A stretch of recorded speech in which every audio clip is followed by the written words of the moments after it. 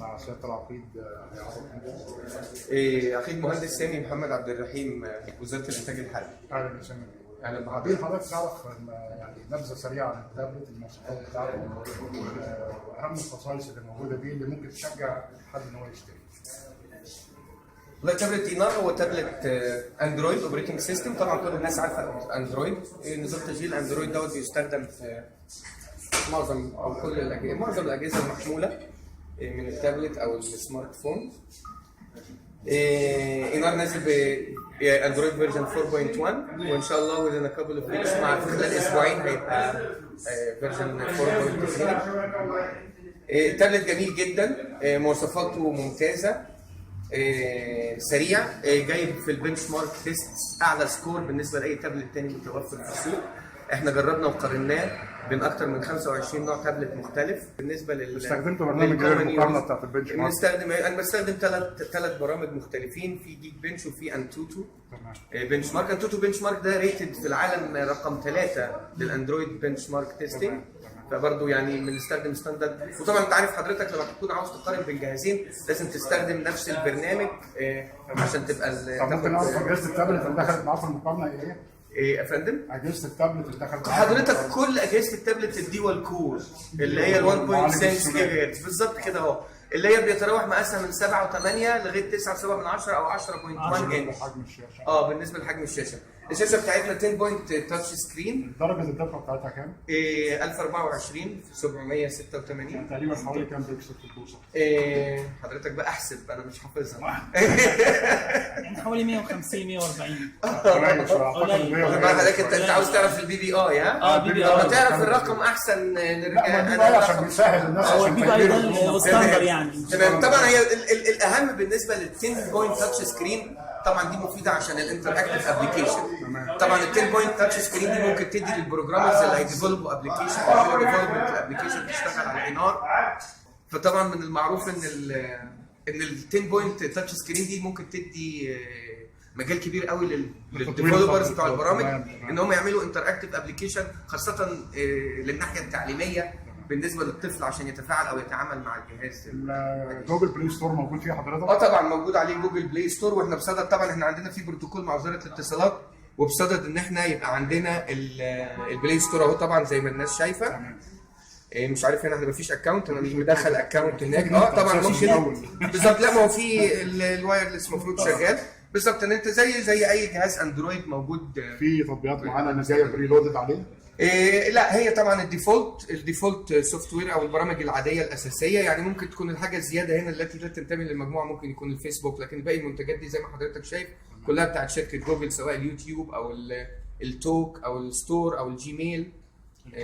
او بالنسبه الكاميرا اللي احنا طبعا كان في الاصدار الاول كانت الكاميرا بتاعته صغيره، ولما اعلنا عنه اللي هي الدفعه اللي راحت لوزاره التعليم العالي كانت الناس قعدت لقينا الفيدباك اللي جاي لنا ايه الكاميرا ديت، الكاميرا دي قليله، احنا عاوزين كاميرا احسن من كده. فاحنا طبعا راعينا ان من احد اهم النقط اللي احنا نراعيها ان احنا في الاصدار اللي بعديه على طول احنا نحسن الكاميرا، وفعلا حسنا الكاميرا. خلينا الكاميرا الخلفيه 5 ميجا بكسل والكاميرا الاماميه 2 ميجا بكسل اوتو فوكس واوتو فوكس، او زودنا كمان البلوتوث على اساس ان برضو طلبوا ان الطلبه هيستخدم في التعليم، فان الطلبه بتحتاج دايما ان هي تتبادل الملفات منها وبين بعضها، والناس متعوده على استخدام البلوتوث.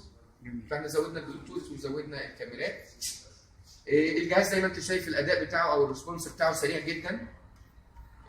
بالطبع طبعا لان هو جايب البنش مارك اعلى، فطبعا اكيد بالتاكيد لازم تلاقي الريسبونس. الجي بي يو بتاعته اصلا مالي 400 الروك شيب البروسيسور 1.6 اللي هو كورتكس A9. الرامات بتاعته 1 جيجا دي دي ار 3 الاصدار الجاي ان شاء الله. طبعا انتوا عارفين في عالم الاجهزه التكنولوجيه الحديثه في حاجه اسمها البرودكت لايف سايكل. البرودكت لايف سايكل بالنسبه للمنتجات دي كلها قصيره. واحنا طبعا بسبب الظروف اللي حصلت في بلدنا يعني اتعطلنا شويه. احنا كنا بصراحه مخططين ان احنا ننزل الاصدار دوت من بالظبط كده من حوالي شهرين او 3 فاتوا يعني. كل تأخير وفيها خير بالظبط كده. لكن ان شاء الله طبعا احنا حاطين في دماغنا الابجريد، ومش مجرد الميموري والسبورت كمان للكباسيتي بتاعت الاكسترنال، ان احنا عاوزين نزود سنسورز. الكاميرا ممكن نطلع بيها من 8 او 13 هو في 3 جي بس ولا واي فاي بس؟ بيسبورت. في ميزه بقى الموضوع دوت ناس كتير اتكلمت فيه. تمام. هو بيسبورت ان هو يشغل اكسترنال 3 جي يو اس بي مود. بيسبورت ازاي يعني مفيش منفذ بمعنى ان لما بيكون عندي جهاز معظم الشركات اللي بتعمل تابلتس يعني في العالم بيعملوا لا اما فيرجن واي فاي لا اما فيرجن بتسبورت 3 جي او الاثنين مع بعض بالطبع. ما هو كده ال 3 جي بيسبورت الواي فاي.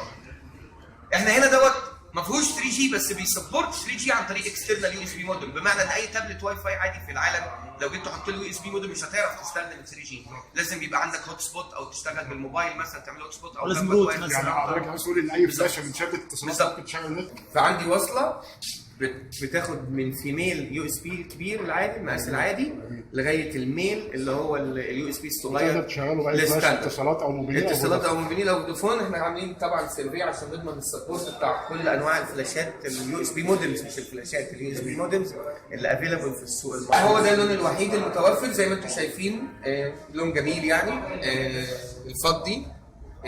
اللوجو ده بارز انجريفد، بيميز الاصدار الثاني عن الاصدار الاول شعار الانتاج الحربي. هو مش باين هنا عشان ديت اوريه لحضرتك في التابلت الثاني.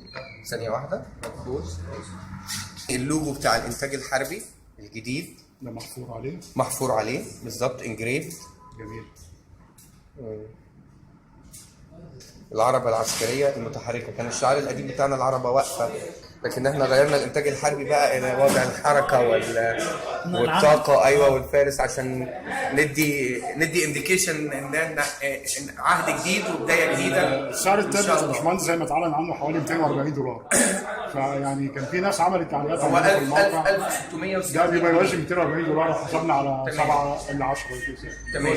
تمام. في تابلتات صيني كتير جدا يعني ارخص من كده. لا تقريبا بنفس الموضوع. لا حضرتك لو عملت ده مش رايي الشخصي، ده رايي ما انا برضه اقول لحضرتك احنا برضه طبعا ناس شغالين في هذه الصناعه في الانتاج الحربي في مصنع بنها. في عندنا اكتر من جهه في الوزاره عملت سيرفي للسوق، مش السوق المحلي بس، ده للسوق المحلي والسوق العالمي. تمام كده اهو.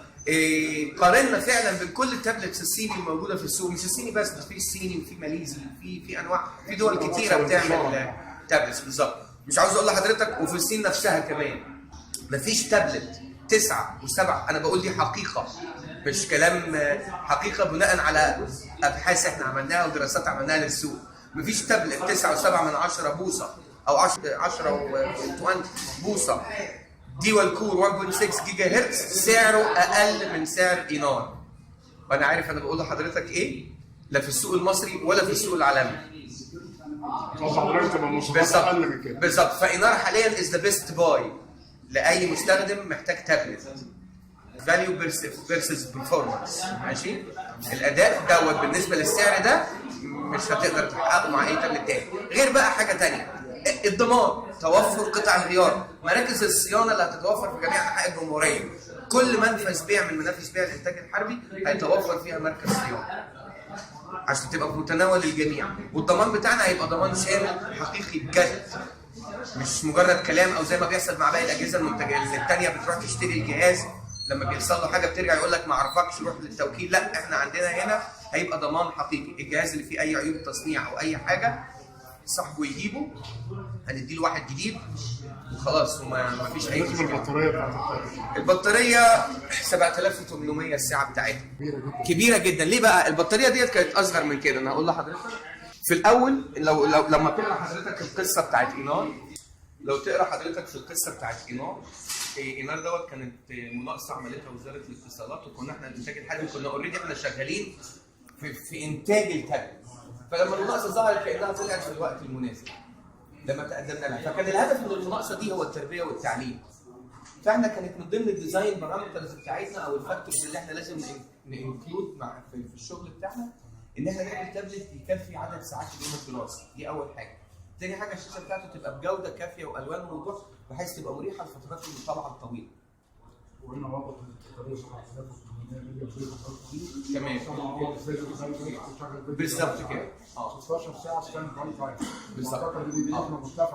لا ده انا عاوز اقول بقى لحضرتك حاجه كمان. ده انا عاوز بقى اقول لحضرتك حاجه كمان. ال 16 اورز ستاند باي تايم دي بتعتمد على يور ديفينيشن للستاند باي. الستاند باي انت اونلاين ولا اوف لاين؟ على الواي فاي ولا مركب المودم؟ سايب الشاشه البرايتنس قد ايه؟ انا ممكن تزيد عن كده. بالظبط. انا عاوز اقول لحضرتك ان انا استخدامي الشخصي مثلا للتابلت اينار بعمل برزنتيشن مثلا ربع ساعه الصبح معدل يوم بعد يوم بشحنه كل 4 ايام بركبه في الشارجر او كل 5 ايام. فبالنسبه لي مثلا انا الستاند باي تايم بتاعي 5 ايام مش 16 ساعه. 16 ساعه يعني مفترض بالظبط. مشغل كل الحاجات اللي بتستنزف البطاريه. بالظبط. مش عاوز اقول لحضرتك ان لو لما بسيبه وانساه يعني ما بحتاجوش، ممكن بيقعد اسبوع بفتحه الاقي لسه الباتري 25% مثلا. هنتكلم عن الاكسسوارات اللي موجوده في التابلت ده.